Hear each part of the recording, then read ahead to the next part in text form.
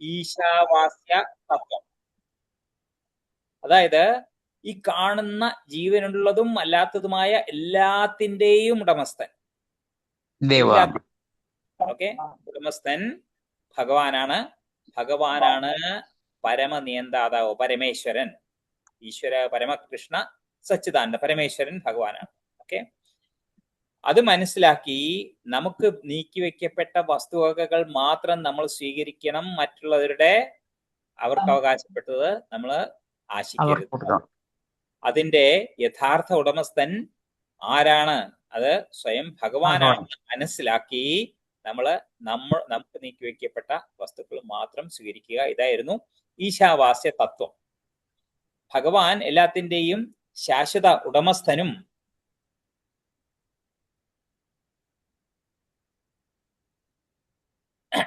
നാം വെറും താൽക്കാലിക പരിചാരകരാണ്, അത് നോക്കി നടത്തുന്ന ആൾക്കാരാണ് എന്നുള്ള വസ്തുത നമ്മൾ മനസ്സിലാക്കണം. വെറും ടെമ്പററി കെയർ ടേക്കേഴ്സ്. ഇന്ന് നമുക്ക് രണ്ടാമത്തെ മന്ത്രത്തിൽ ഈ ക്ലാസ് എന്ന് പറയുന്നത് ശ്രീല പ്രഭുപാദരുടെ ഭാവാർത്ഥം, അതായത് നിങ്ങളുടെ കയ്യിലെ ഈശോപനിഷത്ത് പുസ്തകം കാണും. ആ പുസ്തകത്തിലെ ഭാവാർത്ഥത്തെയും പിന്നീട് ഒരിക്കൽ 1970 ലോസ് ഏഞ്ചൽസിൽ പ്രഭുപാദ് ഈ ശ്ലോകത്തിനെ കുറിച്ച് ഒരു പ്രഭാഷണം നടത്തിയിരുന്നു. അത് രണ്ടും ചേർത്തിട്ടുള്ള ഒരു ക്ലാസ് ആണിത്. നമുക്ക് തുടങ്ങാം. അപ്പം ഈശോപനിഷത്തിന്റെ ആമുഖത്തിൽ പ്രധാനപ്പെട്ട ഒരു ചോദ്യം നമ്മൾ ചർച്ച ചെയ്തു. വേദങ്ങൾ എന്തുകൊണ്ട് സ്വീകരിക്കണം? അപ്പൊ അവിടെ ശ്രീല പ്രഭുപാദര് വേദങ്ങളെ കുറിച്ചല്ല ആദ്യം സംസാരിച്ചത്, പകരം അദ്ദേഹം നമ്മളെ കുറിച്ച് തന്നെയാണ് സംസാരിച്ചത്. നമ്മുടെ അറിവിന് എന്താണ് പരിമിതി, ലിമിറ്റേഷൻ എന്താണ്? അപ്പൊ അതിൽ പറഞ്ഞു 4 കാര്യങ്ങളുണ്ട് അവിടെ. നമ്മൾ തെറ്റുകൾ ചെയ്യുന്നു, മായയിൽ അകപ്പെടുന്നു, നമുക്ക് വഞ്ചിക്കാനുള്ള പ്രവണതയുണ്ട്, നമ്മുടെ ഇന്ദ്രിയങ്ങൾ അപൂർണമാണ്. അതുകൊണ്ട് ഈ 4 വൈകല്യങ്ങൾ കാരണം നമുക്ക് പരിപൂർണ്ണ ജ്ഞാനം സ്വയം സൃഷ്ടിക്കാനായിട്ട് സാധിക്കില്ല. അപ്പോൾ ജ്ഞാനം എവിടെ നിന്ന് കിട്ടുന്നു എന്ന് ചോദിച്ചു കഴിഞ്ഞാൽ വേദങ്ങളിൽ നിന്ന് കിട്ടുന്നു. പിന്നീട് നമ്മൾ ശാന്തി മന്ത്രം, എന്തായിരുന്നു ശാന്തി മന്ത്രം? ഓം പൂർണ്ണമദ പൂർണ്ണമിദം പൂർണ്ണാത് പൂർണ്ണമുദച്യതേ പൂർണ്ണസ്യ പൂർണ്ണമേവാവശിഷ്യതേ. അതായത് ഭഗവാൻ പൂർണ്ണനാണ്, ഭഗവാനിൽ നിന്നുള്ള എല്ലാം തന്നെ പൂർണ്ണമാണ്, നമ്മളും ആ പൂർണ്ണന്റെ അംശങ്ങളാകുന്നു. അപ്പം അവിടെ വന്ന ചോദ്യം എന്താണെന്ന് വെച്ചാൽ, നമ്മൾ ഭഗവാന്റെ അംശമാണെങ്കിൽ, സച്ചിദാനന്ദ സ്വരൂപനായ ഭഗവാന്റെ അംശമാണെന്നുണ്ടെങ്കിൽ എന്തുകൊണ്ട് നമുക്ക് ദുഃഖമുണ്ട്? എന്തുകൊണ്ട് നമുക്ക് ജന്മമുണ്ട്, മരണമുണ്ട്, രോഗമുണ്ട്, വാർദ്ധക്യമുണ്ട്? എന്തുകൊണ്ടാണ് നമ്മുടെ ജീവിതത്തിൽ ഭയം വരുന്നത്? എന്തുകൊണ്ടാണ് നമ്മുടെ ജീവിതത്തിൽ സന്തോഷമില്ലായ്മ വരുന്നത്? ആ ചോദ്യത്തിന് ഉത്തരമാണ് രണ്ടാമത്തെ. ഓക്കെ, എന്റെ കയ്യിലെ പുസ്തകം ഉണ്ടെന്നുണ്ടെങ്കിൽ എടുക്കുക. രണ്ടാമത്തെ മന്ത്രം.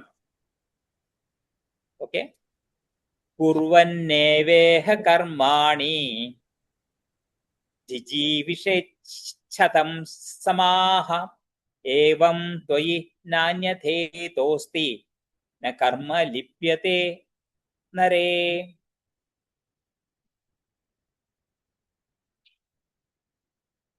നൂടി വായിക്കാം. കുർവന്നേവേഹ കർമാണി ജിജീവിഷേച്ഛതം സമാഹ ഏവം ത്വയി നാന്യഥേതോസ്തി ന കർമ്മ ലിപ്യത്തെ നരേ. അതിന്റെ വിവർത്തനം ഇപ്രകാരമാണ്: ഈ വിധത്തിൽ പ്രവൃത്തി തുടരുന്ന ഒരുവൻ 100 കണക്കിന് വർഷം ജീവിക്കാൻ ആഗ്രഹിച്ചേക്കാം. കാരണം ഇത്തരം പ്രവർത്തനങ്ങൾ അദ്ദേഹത്തെ കർമ്മബന്ധനങ്ങളിൽ തളയ്ക്കുന്നില്ല. ഒരു മനുഷ്യനെ സംബന്ധിച്ചിടത്തോളം ഇതല്ലാതെ മറ്റൊരു വഴിയുമില്ല. ഇവിടെ ഈ വിധത്തിൽ പ്രവൃത്തി തുടരുന്ന, എങ്ങനെ ഈ വിധത്തിൽ, അഥവാ ശ്ലോകത്തിൽ ഏവം എന്ന് പറഞ്ഞിരിക്കുന്നത് എന്താണ് അവിടെ ഉദ്ദേശിക്കുന്നത്? ഈ വിധത്തിൽ എന്ന് പറയുന്നത് എന്താണ്? അപ്പൊ നമ്മൾ പോയിട്ട് ഒന്നാമത്തെ മന്ത്രത്തിൽ എന്താ പറഞ്ഞിരിക്കുന്നത് നോക്കണം. അതുമായിട്ടുള്ള കണക്റ്റഡ് ആണല്ലോ. അവിടെ പറഞ്ഞിരിക്കുന്നത് ഈശാവാസ്യ ബോധത്തെ കുറിച്ചാണ്. ഈശാവാസ്യ ബോധം അനുസരിച്ച് ജീവിപ്പിക്കുന്നതിനെ ഇത് സൂചിപ്പിക്കുന്നു. അതായത് ഈശാവാസ്യ ബോധത്തോടുകൂടി പ്രവൃത്തി തുടരുന്ന ഒരുവൻ ശതം സമാഹ, സമാഹ എന്ന് വെച്ച് കഴിഞ്ഞാല് വർഷങ്ങൾ, ഓക്കെ, 100 നൂറുകണക്കിന് വർഷങ്ങൾ ജീവിച്ചിരുന്നാലും അയാൾക്ക് ജീവിക്കാൻ സാധിക്കും, ആഗ്രഹിക്കാം. അപ്പം ഇങ്ങനെയുള്ള അയാളുടെ കർമ്മങ്ങൾ ഒരിക്കലും തന്നെ അയാളെ ബന്ധിപ്പിക്കുന്നില്ല. ഈ ഒരു മനുഷ്യനെ സംബന്ധിച്ചിടത്തോളം ഇതല്ലാതെ മറ്റൊരു വഴിയുമില്ല എന്ന് വെച്ചാൽ കർമ്മബന്ധനമില്ലാതെ ജീവിക്കാനായിട്ട് ഈശാവാസ്യ ബോധത്തോടെ കൂടെ ജീവിക്കുന്നതല്ലാതെ മറ്റൊരു വഴിയുമില്ല. ഓക്കെ, അങ്ങനെ ഒരാള് ജീവിക്കാൻ തയ്യാറായാൽ 100 വർഷമോ അല്ലെങ്കിൽ നൂറുകണക്കിന് വർഷമോ ആണെങ്കിൽ പോലും നമുക്ക് കർമ്മം ചെയ്ത് സുഖമായി ജീവിക്കാം. ഒരു കർമ്മബന്ധനവും ഇല്ല. അതല്ലാതെ ഉള്ളതെല്ലാം തന്നെ നമ്മളെ കർമ്മബന്ധനത്തിലാക്കും എന്ന് സാരം. അപ്പൊ ഇത് കേൾക്കുമ്പോഴത്തേക്കും 100 വർഷം ജീവിക്കണം എന്നാണോ വേദങ്ങൾ പറയുന്നത്? അല്ല, മന്ത്രത്തിന്റെ ടോപ്പിക് അതല്ല. ഓക്കെ, പ്രഭുപാദർ പറയുന്നു എല്ലാവർക്കും ജീവിക്കാനാണ് ആഗ്രഹം, മരിക്കാൻ ആരും ആഗ്രഹിക്കുന്നില്ല. ഓക്കെ, ഇത് മനുഷ്യർക്ക് മാത്രമല്ല, ഒരു ഉറുമ്പിനോ പക്ഷിക്കോ പശുവിനോ ഒരു എന്തെങ്കിലും ഒരു ചെറിയ കൊതുകിനെ പോലും നമ്മൾ അടിക്കാൻ ശ്രമിച്ചാല് അത് രക്ഷപ്പെടാൻ ശ്രമിക്കും. എന്തുകൊണ്ട്? എല്ലാവർക്കും ജീവിക്കാനുള്ള ആഗ്രഹമുണ്ട്. എല്ലാവർക്കും ജീവിക്കാനുള്ള ആഗ്രഹമുണ്ട്. ഓക്കെ, എന്തുകൊണ്ട് നമ്മൾ ജീവിക്കണം എന്ന് ചോദിച്ചു കഴിഞ്ഞാൽ പ്രഭുപാദർ പറയുന്നു ജീവിക്കാനുള്ള ആഗ്രഹം എന്ന് പറയുന്നത് യാദൃച്ഛികമല്ല. കാരണം ഓരോ ജീവിയിലും ജീവനുണ്ട്. ആ ജീവൻ എന്ന് പറയുന്നത് നിത്യനാണ്. അത് ശാശ്വതമായിട്ടുള്ളതാണ് ജീവൻ എന്ന് പറയുന്നത്. ഭഗവത്ഗീതയില് ഭഗവാൻ പറയുന്നുണ്ട് ജായതയും റിയതേവാ കഥാചിത്. അതിന് ജന്മമില്ല, മരണവും ഇല്ല. അതുകൊണ്ടാണ് ജീവിക്കാനുള്ള ആഗ്രഹം, മരിക്കാൻ ഇച്ഛയില്ലാത്തത് കൊണ്ടാണ്. അതായത് മരണമില്ലാത്ത അമരനായിട്ടുള്ള ഒരു ആത്മാവ് നശ്വരമായിട്ടുള്ള, അതായത് മരണമുള്ള ഒരു ശരീരത്തിൽ കഴിയുന്നു. അവിടെയാണ് നമ്മുടെ സംഘർഷം എന്ന് പറയുന്നത്. പിന്നെ എന്തുകൊണ്ട് മരിക്കുന്നു എന്ന് ചോദിച്ചു കഴിഞ്ഞാൽ, അതായത് ആത്മാവ് നിത്യനാണെന്നുണ്ടെങ്കിൽ എന്തുകൊണ്ട് മരണം സംഭവിക്കുന്നു? അതിന്റെ ഉത്തരം എന്താണെന്ന് വെച്ച് കഴിഞ്ഞാൽ മരിക്കുന്നത് ആത്മാവല്ല, ശരീരമാണ്. ഭഗവത്ഗീതയുടെ 2ാമത്തെ അധ്യായത്തിൽ ഭഗവാൻ പറയുന്നുണ്ട് വാസാംസി ജീർണാനി യഥാവിഹായ. അതായത് ഒരു പഴയ വസ്ത്രം മാറുന്നത് പോലെ ആത്മാവ് ശരീരം മാറുന്നു. ഓക്കെ, അപ്പൊ ഇതിന് ശ്രീലപ്രഭുപാദര് ആ പ്രോസസ്സിനെ കുറിച്ച് പറയുന്നത് എന്താണ്? ഒറ്റ വാക്കിൽ പറയുന്നത് എന്താണ്? ട്രാൻസ്മൈഗ്രേഷൻ ഓഫ് ദ സോൾ. അതായത് ആത്മാവിന്റെ ദേഹാന്തര പ്രാപ്തി, ഒരു ദേഹം വിട്ടിട്ട് മറ്റൊരു ദേഹം സ്വീകരിക്കുക എന്നുള്ള, അത് ഒരു ശരിക്കും പറഞ്ഞു കഴിഞ്ഞാൽ അതൊരു അസുഖമാണ്. അതിന്റെ ഇതല്ല നോർമൽ രീതി, അങ്ങനെയല്ല. പക്ഷേ അത് ആ അവസ്ഥയിലേക്ക് എത്തിപ്പെട്ടിരിക്കുകയാണ്. ആരോഗ്യമുള്ള ഒരാൾക്ക് എന്തെങ്കിലും അസുഖം വരിക എന്ന് പറയുന്ന ഒരു പ്രത്യേക സിറ്റുവേഷൻ ആണത്. അതേപോലെ തന്നെ ആത്മാവിനും ഒരു പ്രത്യേക സിറ്റുവേഷനിൽ ഈ ദേഹം സ്വീകരിക്കേണ്ടി വന്നിരിക്കുന്നു. അപ്പം അടുത്തതായിട്ട് ചോദ്യം എന്താണെന്ന് വെച്ച് കഴിഞ്ഞാൽ, ശരി, ഈ ശരീരമാറ്റം വന്നിരിക്കുന്നു, അത് നമുക്ക് എങ്ങനെയെങ്കിലും നിർത്താനാകുമോ? അതാണ് ഇന്നത്തെ മന്ത്രത്തിന്റെ യഥാർത്ഥ വിഷയം. മന്ത്രം പറയുന്നു യെസ്, തീർച്ചയായിട്ടും നമുക്ക് സാധിക്കും. പക്ഷേ ഒരു കണ്ടീഷൻ ഉണ്ട്. എന്താണ് കണ്ടീഷൻ? നാം എങ്ങനെ പ്രവർത്തിക്കുന്നു എന്നനുസരിച്ചിരിക്കും. ഓക്കെ, പ്രവർത്തിക്കണോ വേണ്ടയോ എന്നല്ല, എങ്ങനെ പ്രവർത്തിക്കണം, എങ്ങനെ പ്രവർത്തിക്കുന്നു എന്നതിനെ അനുസരിച്ചിരിക്കും. ഓക്കെ, അപ്പം ആൾക്കാര് പൊതുവെ ചിന്തിക്കുന്നുണ്ടായിരിക്കും ആത്മീയ ജീവിതം എന്ന് വെച്ച് കഴിഞ്ഞാല് നമ്മള് കർമ്മങ്ങളെല്ലാം, അതായത് ജോലിയെല്ലാം ഉപേക്ഷിക്കണം, കുടുംബം ഉപേക്ഷിക്കണം, ലോകം വിട്ടു പോകണം. ശ്രീലപ്രഭുപാദർ പറയുന്നതല്ല, മന്ത്രം അങ്ങനെ പറയുന്നില്ല. മന്ത്രം പറയുന്നത് നമ്മുടെ കർമ്മം ചെയ്യുക, പ്രവൃത്തി ചെയ്തുകൊണ്ടിരിക്കുക, നമ്മുടെ കർത്തവ്യങ്ങൾ എന്തുണ്ടോ അതെല്ലാം തന്നെ നിർവഹിക്കുക. പക്ഷേ അതെങ്ങനെ ചെയ്യണം എന്ന് നമ്മൾ അറിഞ്ഞിരിക്കണം. ഓക്കെ, നമ്മൾ ജോലി ചെയ്യരുത് എന്നാണ് മന്ത്രം പറഞ്ഞിരുന്നതെങ്കിൽ, അല്ലെങ്കിൽ ശാസ്ത്രങ്ങൾ പറഞ്ഞിരുന്നതെങ്കിൽ, ഭഗവത്ഗീതയില് ഭഗവാൻ അർജുനനോട് യുദ്ധം ചെയ്യാനായിട്ട് പറയുമായിരുന്നില്ല. നീ യുദ്ധം ചെയ്യണ്ട എന്നല്ലേ പറയുള്ളൂ.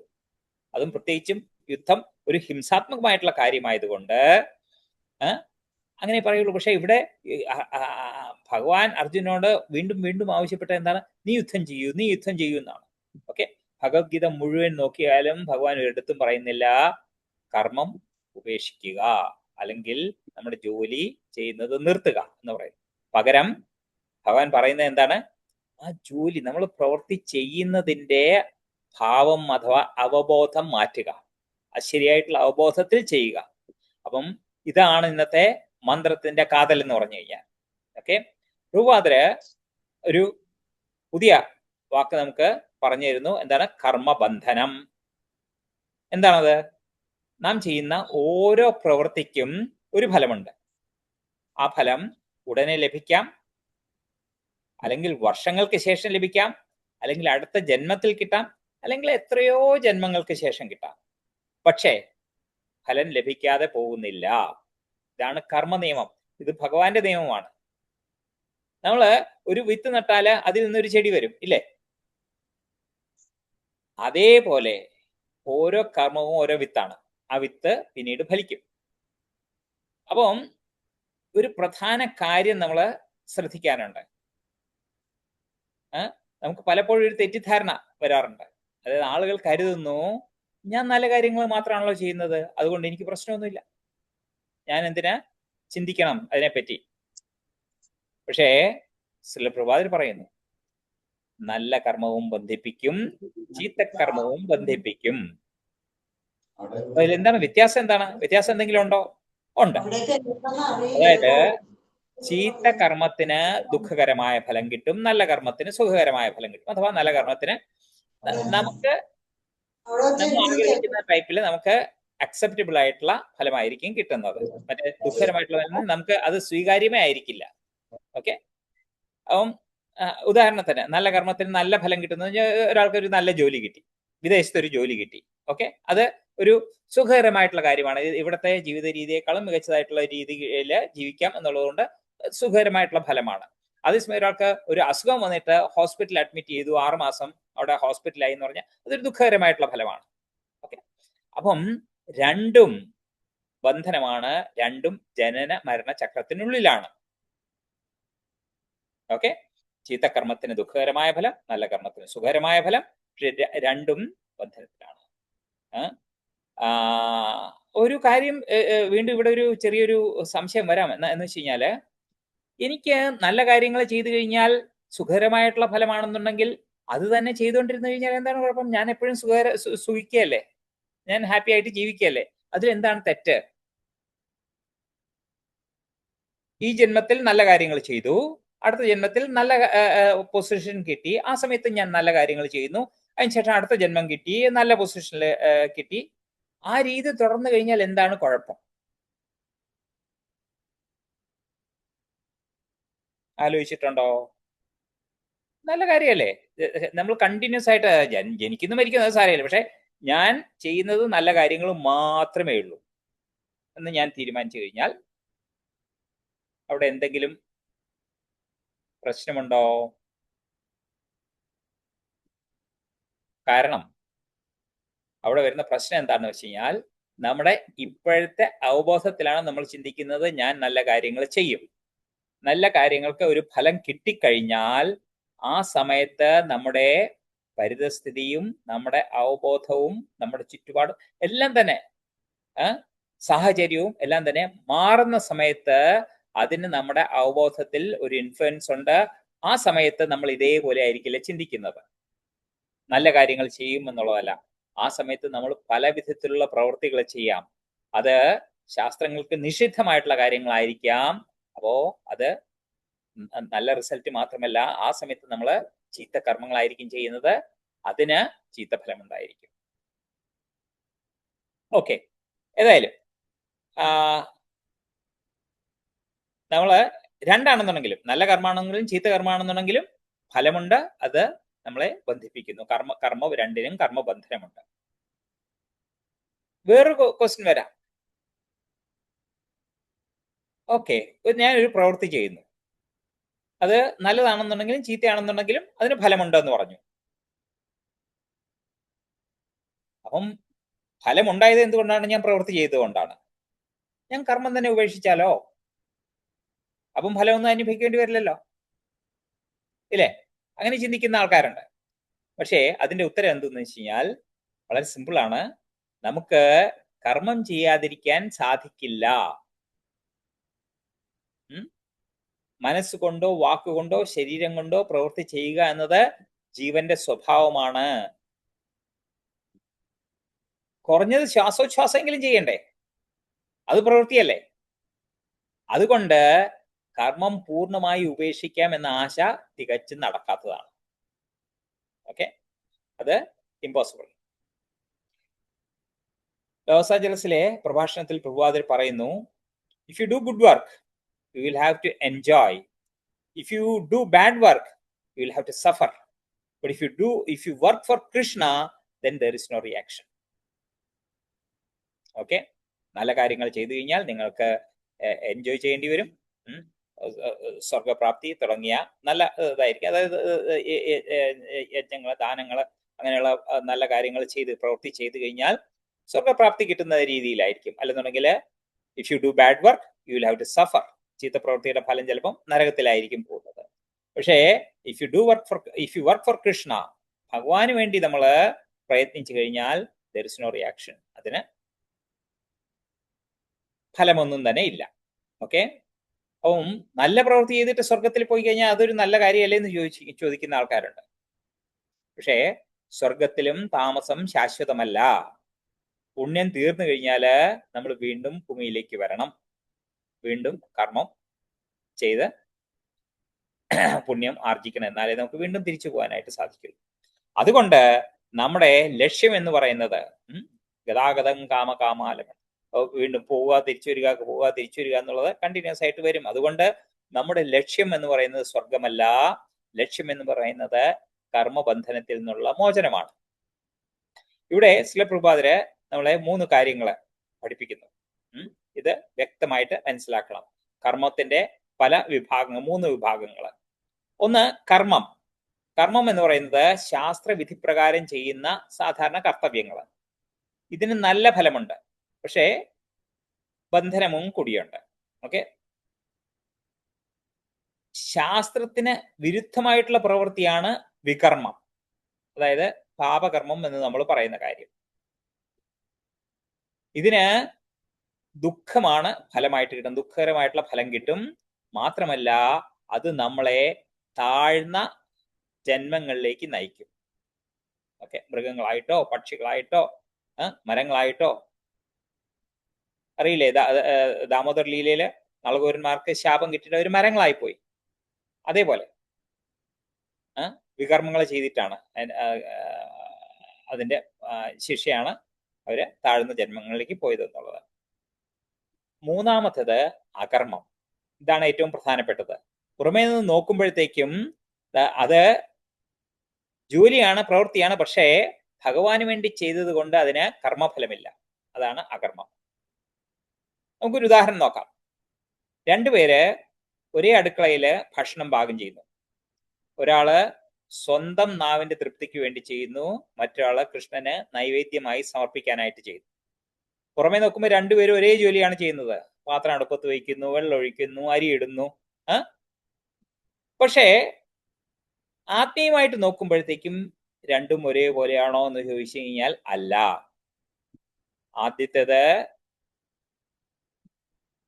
കർമ്മമാണ്, രണ്ടാമത്തേത് അകർമ്മമാണ്. അതായത് കർമ്മം എന്ന് വെച്ച് കഴിഞ്ഞാൽ കർമ്മഫലമുള്ള പ്രവൃത്തിയാണ്, രണ്ടാമത്തതിൽ കർമ്മഫലം ഇല്ല. അതാണ് വ്യത്യാസം. അതുകൊണ്ട് ശ്രീ പ്രഭുപാദർ വീണ്ടും വീണ്ടും പറയുന്നു, നമ്മൾ നമ്മുടെ ജോലിയോ പ്രവൃത്തിയോ കർമ്മമോ അല്ല മാറ്റേണ്ടത്, നമ്മുടെ ഉദ്ദേശ്യം മാറ്റണം, നമ്മുടെ അവബോധം മാറ്റണം. മനുഷ്യജന്മത്തിന്റെ പ്രത്യേകത നാം ചർച്ച ചെയ്തതാണ്. ഓക്കെ, ശ്രീ പ്രഭുപാദര് വളരെ ഗൗരവമായിട്ട് ഒരു കാര്യം പറയുന്നുണ്ട്. 84 ലക്ഷം യോനികളിലൂടെ സഞ്ചരിച്ച ശേഷമാണ് നമുക്ക് മനുഷ്യജന്മം ലഭിക്കുന്നത്. ഈ മനുഷ്യജന്മത്തിൽ മാത്രമാണ് ഒരു ജീവിക്ക് ചോദിക്കാൻ കഴിയുന്നത്, ഞാൻ ആരാണ്, എന്തിനാണ് ഞാൻ ജനിച്ചത്, എങ്ങനെ ഈ ജന്മമരണ ചക്രത്തിൽ നിന്ന് മോചിതനാകാം. ഒരു പശുവിന്, ഒരു നായയ്ക്ക്, ഒരു പക്ഷിക്ക്, ഒരു ചെടിക്ക് ഈ ചോദ്യം ചോദിക്കാനായിട്ട് സാധിക്കില്ല. മനുഷ്യന് മാത്രമേ കഴിയുള്ളൂ. അതിനാലാണ് മനുഷ്യജന്മം അമൂല്യം എന്ന് പറയുന്നത്. ഒന്ന് ആലോചിച്ച് നോക്കൂ, നമ്മൾ എന്തിനാണ് സ്കൂളിൽ പോകുന്നത്? പരീക്ഷ പാസ്സാകാൻ, ഡിഗ്രിയോ സർട്ടിഫിക്കറ്റോ നേടാനായിട്ട്, ഇല്ലേ? അതേപോലെ മനുഷ്യ ജീവിതത്തിനും ഒരു ലക്ഷ്യമുണ്ട്. ഭക്ഷണം കഴിക്കുക, ഉറങ്ങുക, സമ്പാദിക്കുക, കുടുംബം നോക്കുക, ഇതെല്ലാം ആവശ്യമാണ്, ഇതെല്ലാം നമ്മുടെ കർത്തവ്യമാണ്. പക്ഷേ ഇവ മാത്രമല്ല മനുഷ്യ ജീവിതത്തിന്റെ ലക്ഷ്യം. ഈ ജീവിതത്തിൽ തന്നെ നമുക്ക് കർമ്മബന്ധനത്തിൽ നിന്ന് മോചിതരാകാനുള്ള അവസരം ലഭിച്ചിട്ടുണ്ട്. ശ്രീ പ്രഭാതർ പറയുന്നു, ഈ സുവർണാവസരം നഷ്ടപ്പെടുത്തരുത്. അതിനായിട്ട് കർമ്മബന്ധനമില്ലാത്ത രീതിയിൽ എങ്ങനെ പ്രവർത്തിക്കാം, ഓക്കെ, അഥവാ അകർമ്മം എങ്ങനെ സാധിക്കും എന്ന ചോദ്യത്തിന് പ്രഭുപാദര് ഭഗവത്ഗീതയിൽ നിന്ന് നേരിട്ട് ഉത്തരം നൽകുന്നു. 3-ാം അധ്യായത്തിലെ 9-ാം ശ്ലോകത്തിൽ ഭഗവാൻ പറയുന്നത്, യജ്ഞാർത്ഥാത് കർമ്മണോന്യത്ര ലോകോയം കർമ്മബന്ധനഃ. തന്റെ പ്രഭാഷണത്തിൽ പ്രഭുപാദര് വീണ്ടും വീണ്ടും ഈ ശ്ലോകം ഉദ്ധരിക്കുന്നുണ്ട്. എന്താണ് അതിന്റെ അർത്ഥം? കൃഷ്ണന് വേണ്ടിയുള്ള ജോലി ഒഴികെ മറ്റെല്ലാ ജോലിയും മനുഷ്യനെ ബന്ധിപ്പിക്കും. ഓക്കെ, അതാണ് ഈ മന്ത്രത്തിന്റെ സാരം എന്ന് പറയുന്നത്. നമുക്കൊരു ചോദ്യം ചോദിക്കാം. നമ്മൾ പലരും ജോലി ചെയ്യുന്നവരാണ്. ടീച്ചേഴ്സ് ഉണ്ട്, ഡോക്ടേഴ്സ് ഉണ്ട്, എഞ്ചിനീയേഴ്സ് ഉണ്ട്, ബിസിനസ്മെൻ ഉണ്ട്, വീട്ടമ്മമാരുണ്ട്. അപ്പോ ഇവരെല്ലാവരും തന്നെ ജോലി ഉപേക്ഷിക്കണോ? ടെമ്പിൾ സർവീസ് ചെയ്യണോ? പ്യുവർ ഇത് മാത്രമാണോ ചെയ്യേണ്ടത്? ഡിവോഷണൽ സർവീസ് മാത്രമാണോ ചെയ്യേണ്ടത്? ഈ മന്ത്രം അങ്ങനെ പറയുന്നില്ല, ഒരിക്കലും അല്ല. പ്രഭാതർ അതല്ല പറയുന്നത്. പ്രഭാതർ പറയുന്നത് കർത്തവ്യം നമ്മൾ ഉപേക്ഷിക്കേണ്ടതില്ല, പക്ഷെ കർത്തവ്യത്തിന്റെ കേന്ദ്രം മാറ്റണം. എല്ലാം കൃഷ്ണന്റേതാണ്. അപ്പം ഇതാണ് ഒന്നാമത്തെ മന്ത്രവും 2-ാമത്തെ മന്ത്രത്തിൽ ഇത് പറഞ്ഞിരിക്കുന്നത്, അല്ലേ? എല്ലാം കൃഷ്ണന്റേതാണെന്ന് എവിടെയാ പറഞ്ഞിരിക്കുന്നത്? മന്ത്രം 1-ലാണ് പറഞ്ഞിരിക്കുന്നത്. നമ്മൾ അവിടെ എന്താ പഠിച്ചത്? ഈശാവാസ്യമിതം സർവം, ഈ ലോകത്തിലുള്ളതെല്ലാം തന്നെ ഭഗവാന്റേതാണ്. ഓക്കെ, അപ്പം പ്രഭാതർ പറയുന്നു, ഇതെല്ലാം മനസ്സിലാക്കിയാൽ നമ്മുടെ ജീവിതവും മാറും. തന്റെ പ്രഭാഷണത്തിൽ പ്രഭാത് പറയുന്നു, if you know that everything belongs to Krishna and you work in that consciousness, there will be no reaction. എല്ലാം കൃഷ്ണന്റേതാണെന്ന് മനസ്സിലാക്കി ആ ഉപബോധത്തിൽ പ്രവർത്തിച്ചാൽ കർമ്മഫലം ഉണ്ടാകുന്നില്ല.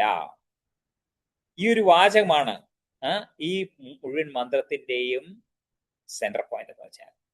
ഒരു ഉദാഹരണം, നമുക്ക് ഒരു ക്ഷേത്രത്തിൽ സേവ ചെയ്യാനായിട്ട് അവസരം കിട്ടിയെന്ന് വിചാരിക്കുക. നമ്മളൊരു ചൂലെടുത്തിട്ടോടെ നിലം വൃത്തിയാക്കുന്ന ജോലിയാണെന്നിരിക്കട്ടെ. ഒരു സാധാരണ ജോലിയല്ലേ? പക്ഷെ ആ ജോലി എന്ന് പറയുന്നത് ആരുടെ സന്തോഷത്തിന് വേണ്ടിയാണ്? ഭഗവാന്റെ സന്തോഷത്തിന് വേണ്ടി. ടെമ്പിൾ ക്ലീൻ ചെയ്യാന്ന് പറഞ്ഞാൽ ഭഗവാന്റെ സന്തോഷത്തിന് വേണ്ടിയിട്ടാണ്. അതുകൊണ്ട് ആ ജോലി എന്ന് പറയുന്നത് അകർമ്മമാകും. പക്ഷെ അതേ ചൂല് കൊണ്ട് എൻ്റെ അഭിമാനം കാണിക്കാനോ പ്രശംസ നേടാനോ ഞാൻ അത് ചെയ്താൽ അത് സാധാരണ കർമ്മമാകുന്നു. അതിന് ഫലമുണ്ട്, കർമ്മബന്ധനം. പുറമെ നോക്കിക്കഴിഞ്ഞാൽ ജോലി ഒന്ന് തന്നെ, പക്ഷേ ബോധം മാറിയാൽ ഫലം മാറുന്നു. ഇതാണ് ഭക്തിയോഗത്തിന്റെ സൗന്ദര്യം എന്ന് പറയുന്നത്. ഭക്തിയോഗം നമ്മളോട് പറയുന്നത്, നീ ജോലി ഉപേക്ഷിക്കേണ്ട, ജോലിയെ വിശുദ്ധമാക്കുക, പ്യൂരിഫൈ ദ ആക്ഷൻ. ഓക്കെ, അപ്പം ഭക്ഷണം പാകം ചെയ്യുകയാണോ, കൃഷ്ണൻ സമർപ്പിക്കുക. പണം സമ്പാദിക്കുകയാണോ, അതിനെ കൃഷ്ണ സേവയിൽ ഉപയോഗിക്കുക. മക്കളെ വളർത്തുകയാണോ, അവരെ കൃഷ്ണ ഭക്തരാക്കുക. വീടുണ്ടാക്കുകയാണോ, അത് കൃഷ്ണ സ്മരണയുള്ള വീടാക്കുക. ഇതാണ് ഈശോപനിഷത്തിന്റെ സന്ദേശം എന്ന് പറയുന്നത്. ശ്രീപ്രഭാതര് ഭാവാർത്ഥത്തിൽ വേറൊരു വാക്ക് ഉപയോഗിച്ചിട്ടുണ്ട്, എക്സ്പ്ലെയിൻ ചെയ്തിട്ടുണ്ട്, നൈഷ്കർമ്മ്യം. അതിന്റെ അർത്ഥം എന്താണെന്ന് വെച്ച് കഴിഞ്ഞാൽ കർമ്മത്തിന്റെ ബന്ധനമില്ലാത്ത അവസ്ഥ. ഇത് മടി പിടിച്ചിരിക്കുന്ന അവസ്ഥയല്ല, ജോലി ചെയ്യാതിരിക്കുന്ന അവസ്ഥയല്ല, മറിച്ച് ജോലി ചെയ്തുകൊണ്ടിരിക്കുമ്പോഴും ബന്ധിക്കപ്പെടാത്ത അവസ്ഥ. ഇതാണ് ഭക്തന്റെ ജീവിതം എന്ന് പറയുന്നത്. ഭഗവത്ഗീതയിൽ 5-ാം അധ്യായത്തിൽ 10-ാമത്തെ ശ്ലോകത്തിൽ ഭഗവാൻ താമരയിലയുടെ ഉദാഹരണം പറയുന്നുണ്ട്. ബ്രഹ്മണ്യാധായ കർമാണി സംഗം ത്യക്ത്വാ കരോതിഹ ലിപ്യതേ നസപാപേന പത്മപത്രമിവാംഭസ. പത്മപത്രമിവാംഭസ. ഓക്കെ, പത്മപത്രം എന്ന് വെച്ചാൽ താമരയില, അംബസ എന്ന് വെച്ചാൽ അംബസ് എന്ന് വെച്ച് കഴിഞ്ഞാല് അംബസ് എന്ന് വെച്ച് കഴിഞ്ഞാൽ വെള്ളം. ഓക്കെ, താമരയില വെള്ളത്തിൽ തന്നെയാണ്, പക്ഷെ വെള്ളം അതിനെ നനയ്ക്കുന്നില്ല. അതുപോലെ ഈ ജീവിതത്തിൽ ലോകത്തിൽ സംസാരത്തിൽ ജീവിച്ചു കൊണ്ടിരുന്നാലും ജോലി ചെയ്തുകൊണ്ടിരുന്നാലും ഭഗവാൻ വേണ്ടി ചെയ്യുന്ന കർമ്മം ഭക്തനെ ബന്ധിക്കുന്നില്ല. സപാപേന ന ലിപ്യതേ. അയാളെ ഒരു പാപവും ബാധിക്കുന്നില്ല. പാപം മാത്രമല്ല, പുണ്യവും. അതാണ് നൈഷ്കർമ്മ്യം എന്ന് പറയുന്നത്. ഓക്കെ, ഈ ശ്ലോകം കേൾക്കുമ്പോൾ തന്നെ നമുക്ക് ഈശോപനിഷത്തിന്റെ മന്ത്രം, ഈ രണ്ടാമത്തെ മന്ത്രം നമുക്ക് ഓർമ്മ വരണം. നമുക്കിവിടെ ഒരു ആത്മപരിശോധന ആവശ്യമാണ്. നമ്മൾ ദിവസവും നിരവധി കാര്യങ്ങൾ ചെയ്യുന്നുണ്ട്. പക്ഷെ ഒരു ചോദ്യം നമുക്ക് നമ്മോട് തന്നെ ചോദിക്കാം, ഞാനിത് ആർക്കു വേണ്ടിയാണ് ചെയ്യുന്നത്? ഈ ചോദ്യം നമ്മുടെ ജീവിതം തന്നെ മാറ്റാൻ കഴിയുള്ളതാണ്. ആർക്കു വേണ്ടി ആണ് ഈ കാര്യങ്ങൾ ചെയ്യുന്നത്? ചില പ്രഭാതർ പറയുന്നു അത് ആർക്കു വേണ്ടി ചെയ്യണം എന്ന് ചോദിച്ചു കഴിഞ്ഞാൽ ചില പ്രഭാതർ പറയുന്നു കൃഷ്ണന് വേണ്ടി ചെയ്യണം. ഈ ഒരു ഉത്തരമാണ് നമ്മൾ ചെയ്യുന്ന പ്രവൃത്തികളെ എല്ലാം തന്നെ അകർമ്മമാക്കുന്നത്, കർമ്മങ്ങളെ എല്ലാം തന്നെ അകർമ്മമാക്കി മാറ്റുന്നത് കൃഷ്ണന് വേണ്ടി പ്രവർത്തിക്കുന്നതാണ്. അപ്പൊ ഇതുവരെ നമ്മൾ മനസ്സിലാക്കിയത് പ്രവൃത്തി ചെയ്യണം, പക്ഷെ കൃഷ്ണാവബോധത്തോടെ ചെയ്യണം. അപ്പോൾ അത് കർമ്മബന്ധനമാകില്ല. അപ്പൊ ഒരു സ്വാഭാവികമായിട്ടൊരു സംശയം വരാം. അപ്പൊ നമ്മുടെ കുടുംബജീവിതം തെറ്റാണോ? സമൂഹ സേവനം തെറ്റാണോ? രാജ്യസ്നേഹം തെറ്റാണോ? ഇവിടെ ശിലപ്രഭാതര് വളരെ മനോഹരമായിട്ട് വളരെ ബാലൻസ്ഡ് ആയിട്ടുള്ള ഒരു മറുപടി തരുന്നു. പ്രഭാതർ എന്താണ് പറയുന്നത്? പ്രഭാതർ പറയുന്നു, ഒരു മനുഷ്യൻ കുടുംബസ്ഥനാകുന്നതിൽ തെറ്റില്ല, സമൂഹ സേവനം ചെയ്യുന്നതിൽ തെറ്റില്ല, മനുഷ്യ സേവനം ചെയ്യുന്നതിൽ തെറ്റില്ല, രാജ്യത്തെ സ്നേഹിക്കുന്നതിലും തെറ്റില്ല. പക്ഷേ ഒരു കണ്ടീഷൻ, അതെല്ലാം തന്നെ ഈശാവാസ്യ ബോധത്തോടു കൂടിയായിരിക്കണം. അതായത് കൃഷ്ണനെ കേന്ദ്രമാക്കിയായിരിക്കണം ഈ നമ്മുടെ പ്രവർത്തികളെല്ലാം തന്നെ. എന്താണ് ഈ കേന്ദ്രം എന്ന് വെച്ച് കഴിഞ്ഞാല്, നമ്മളൊരു വൃത്തം വരയ്ക്കുകയാണെന്നുണ്ടെങ്കിൽ വൃത്തത്തിന്റെ നടുവിൽ ഒരു കേന്ദ്ര ബിന്ദു ഉണ്ട്, ഇല്ലേ? ആ കേന്ദ്ര ബിന്ദു ഇല്ലെന്നുണ്ടെങ്കിൽ വൃത്തം ഉണ്ടാകുമോ? ഇല്ല. അപ്പൊ അതേപോലെ നമ്മുടെ ജീവിതത്തിനും ഒരു കേന്ദ്രമുണ്ട്, സെന്റർ. ആ കേന്ദ്രം ഞാൻ ആണെങ്കിൽ അവിടെ ബന്ധനമാണ്, എന്റെ കുടുംബം ആണെങ്കിൽ ബന്ധനമാണ്, എന്റെ സ്ഥാപനം അല്ലെന്നുണ്ടെങ്കിൽ എന്താണെന്നുണ്ടെങ്കിലും എന്റെ ബിസിനസ്സോ എന്താണെന്നുണ്ടെങ്കിലും അത് ബന്ധനമാണ്. എന്റെ സമൂഹം ആണ് എന്റെ ജീവിതത്തിന്റെ കേന്ദ്രമെങ്കിൽ അവിടെ ബന്ധനമാണ്, എന്റെ രാജ്യമാണെങ്കിലും ബന്ധനമാണ്. പക്ഷേ എപ്പോഴാണോ ആ കേന്ദ്രം കൃഷ്ണനാകുന്നത് അപ്പോൾ ജീവിതത്തിൽ ശരിയായിട്ടുള്ള ദിശ കിട്ടുന്നു. ഒരു ഉദാഹരണം നോക്കാം. ഒരു ഭക്ത കുടുംബത്തെ നോക്കാം. അവരും പാചകം ചെയ്യുന്നുണ്ട്, കുക്കിംഗ് ഉണ്ട്, അല്ലേ? അവരും ജോലി ചെയ്യുന്നുണ്ട്, കുട്ടികളെ വളർത്തുന്നുണ്ട്, സ്കൂളിൽ അയക്കുന്നുണ്ട്. പക്ഷെ അവരുടെ ജീവിതത്തിൽ ഒരു വ്യത്യാസമുണ്ട്. എന്താണത്? വീട്ടില് ഭഗവത്ഗീതയുണ്ട്, കൃഷ്ണപ്രസാദമുണ്ട്, ഹരിനാമമുണ്ട്, മൂർത്തി പൂജ, ഡെയ്റ്റി വർഷിപ്പ് ഉണ്ട്. അതുകൊണ്ട് അവരുടെ കുടുംബ ജീവിതം എന്ന് പറയുന്നത് ആത്മീയ ജീവിതമാകുന്നു. ഇതാണ് ശ്രീല പ്രഭാതർ ലോകമെമ്പാടും സ്ഥാപിച്ചത്. പ്രഭാതർ ഒരിക്കലും പറഞ്ഞില്ല എല്ലാവരും സന്യാസികളാകണം, നിങ്ങളെ എല്ലാം ഉപേക്ഷിക്കണം, നിങ്ങളുടെ കർമ്മങ്ങളെല്ലാം തന്നെ ഉപേക്ഷിച്ചിട്ട് എല്ലാം തന്നെ ത്യജിച്ചിട്ട് നിങ്ങൾ സാഫ്രൻ ഡ്രസ് ഇടണം എന്ന് പറഞ്ഞില്ല. പ്രഭാതർ എവിടെയാണ് പറഞ്ഞത്? നിങ്ങൾ എവിടെയാണോ അവിടെ നിന്നുകൊണ്ട് കൃഷ്ണനെ കേന്ദ്രമാക്കൂ, സ്ഥാനേ സ്ഥിത. ഓക്കെ, അപ്പോ എങ്ങനെയാണ് നമ്മുടെ പ്രവൃത്തി അഥവാ ജോലി എങ്ങനെയാണ് ഭക്തിയാകുന്നത്? ഒരു ചെറിയ ഉദാഹരണം നോക്കാം. 2 ഡോക്ടർമാരുണ്ടെന്ന് വിചാരിക്കുക. അതിൽ ഒരാൾ ചിന്തിക്കുന്നത്, ഞാൻ വലിയ ഡോക്ടറാണ്, എനിക്ക് പ്രശസ്തി വേണം, എനിക്ക് കൂടുതൽ പണം വേണം. രണ്ടാമത്തെ ഡോക്ടർ ചിന്തിക്കുന്നത് വേറെ വിധത്തിലാണ്, എൻ്റെ ഈ കഴിവെന്ന് പറയുന്നത് കൃഷ്ണൻ തന്നതാണ്. ഈ രോഗികളാകട്ടെ എല്ലാം കൃഷ്ണന്റെ അംശങ്ങളാണ്, കൃഷ്ണന്റെ മക്കളാണ്. അതുകൊണ്ട് ഞാൻ അവരെ എല്ലാം തന്നെ ആത്മാർത്ഥമായി സേവിക്കും. ഓക്കെ, അപ്പം പുറമെ നോക്കിക്കഴിഞ്ഞാല് രണ്ടുപേരും ഒരേ ചികിത്സയാണ് നൽകുന്നത്. പക്ഷേ ആന്തരിക ബോധം എന്ന് പറഞ്ഞു കഴിഞ്ഞാൽ വ്യത്യസ്തമാണ്. അതാണ് ആത്മീയത. അപ്പൊ അതില് നമ്മള് ആലോചിക്കുക, നമ്മുടെ സമൂഹത്തിൽ നമ്മൾ കാണുന്ന ഒരു കാര്യമാണ്, ഒരാൾ തന്റെ മാത്രം ഇന്ദ്രിയ സുഖത്തിനായിട്ട് പ്രയത്നിക്കുന്നു. വേറെ ചില ആൾക്കാരുണ്ട്, അവരതിനേക്കാളും വിശാല ഹൃദയരാണ്. അവര് സ്വന്തം കാര്യമല്ല, സ്വന്തം കുടുംബത്തിന്റെ കാര്യമല്ല, സമൂഹത്തിന്റെ, രാഷ്ട്രത്തിന്റെ, ലോകത്തിന്റെ നന്മയ്ക്കായിട്ട് പ്രവർത്തിക്കുന്നുണ്ട്.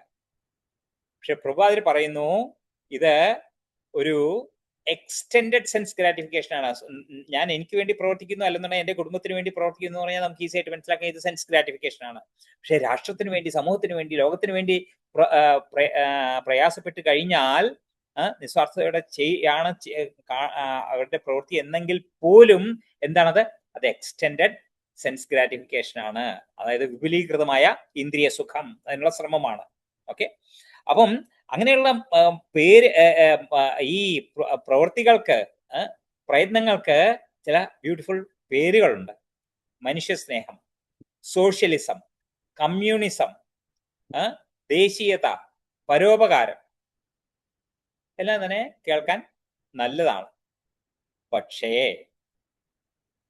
കൃഷ്ണനില്ലെങ്കിൽ ഇവയും കർമ്മബന്ധനമാകുന്നു. മനുഷ്യ സ്നേഹം കൊണ്ട് നമ്മൾ ചെയ്യാം, സോഷ്യലിസമോ കമ്മ്യൂണിസമോ ഒരു ദേശീയതയോ കൊണ്ട് ചെയ്യാം, പരോപകാരം ചെയ്യാം. അപ്പം ഇത് കേൾക്കുമ്പോഴത്തേക്കും സംശയം വരുന്നത് എന്താ ബാക്കിയുള്ളവരെ സഹായിക്കരുതെന്നാണോ?